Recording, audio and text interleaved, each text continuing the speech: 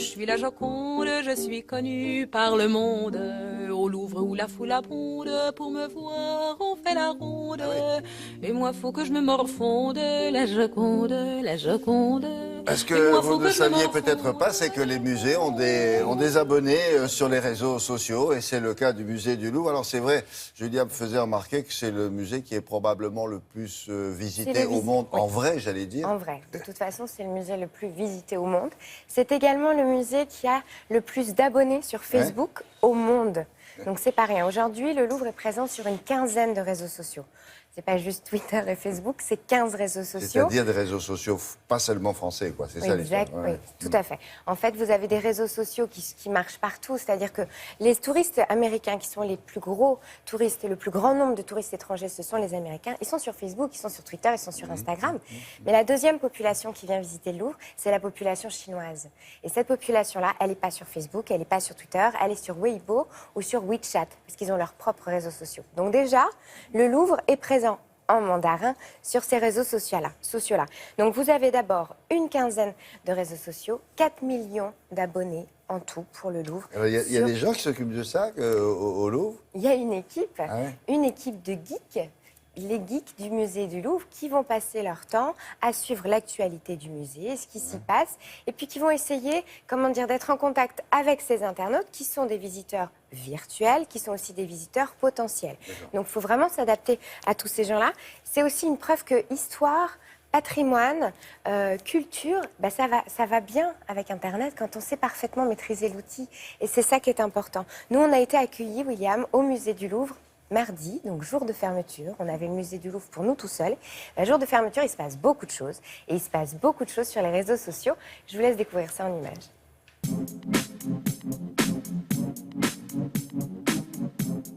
Le musée du Louvre aujourd'hui mène une politique active sur les réseaux sociaux. Nous avons à peu près 4 millions d'abonnés sur l'ensemble de nos réseaux sociaux. Sur Facebook, nous sommes à 2 millions d'abonnés. Sur Twitter, nous avons à peu près 800 000 abonnés. Sur Instagram, sur différents réseaux sociaux. Ce qui nous permet d'avoir une communication active en direction de nos fans, de nos visiteurs virtuels et aussi nos visiteurs physiques. Le musée du Louvre, c'est une mine. Une richesse de collections, d'histoires à raconter. Aujourd'hui, par exemple, jour de fermeture, notre souhait, c'est de pouvoir raconter ce qui se passe derrière, dans l'envers du décor, de raconter un petit peu ces petites histoires qui font l'histoire du musée du Louvre. Aujourd'hui, c'est cet accrochage. Quand le musée est fermé, en fait, il y a plein de choses qui se passent. Il y a des tournages, il y a des films, documentaires, il y a des mouvements d'œuvres, on ouvre des vitrines. Et donc, c'est important, je trouve, pour moi, montrer ça. Est-ce que vous pouvez m'expliquer qu'est-ce que vous êtes en train de faire? Scheherazade note tous les numéros d'inventaire sur des objets qui n'en avaient pas au départ. Donc ces objets-là ne sont pas exposés dans les vitrines. Non, non.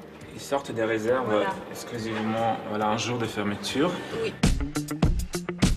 Pourquoi cette photo et pas une autre? Ça dépend, en fait, de l'histoire qu'on veut raconter. Il y a plusieurs critères. Voilà, sur Instagram, c'est plutôt un détail, quand c'est possible.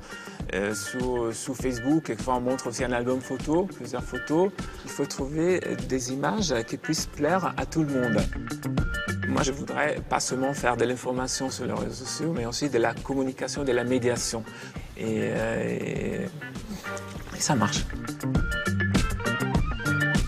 Sur YouTube, paradoxalement, nous n'avions que 5000 abonnés.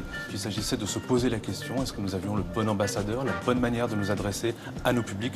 Je sens que j'ai votre attention là. Nous avons choisi de travailler avec 3 youtubeurs, Nota Bene, Axolot et le Fossoyeur de films, pour être nos intermédiaires, nos médiateurs en direction de leur public. Je vous dis, Louvre Cinéma, il y a de fortes chances pour que certaines images vous sautent spontanément à l'esprit, comme le Belphégor de 2001 ou le Da Vinci Code, voire Bande à part de Godard, soyons fous. Bonjour à tous. Avant de vous parler d'histoire, je suis sûr que vous avez tous une question en tête.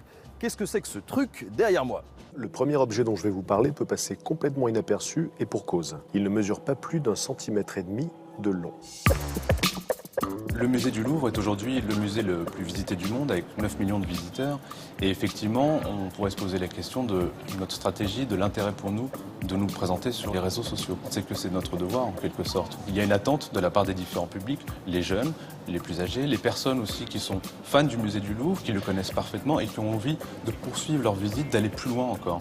C'était ça l'objectif que nous avions et c'est l'objectif que nous avons toujours sur les réseaux sociaux. Je reste un petit peu là, prenez votre temps. Alors, grâce à ces 3 blogueurs, ça va mieux, là? Grâce à ces 3 youtubeurs, ça va mieux, effectivement. Youtubeurs, pardon. Et puis, ils ont une communauté, eux, qu'ils vont apporter au musée du Louvre.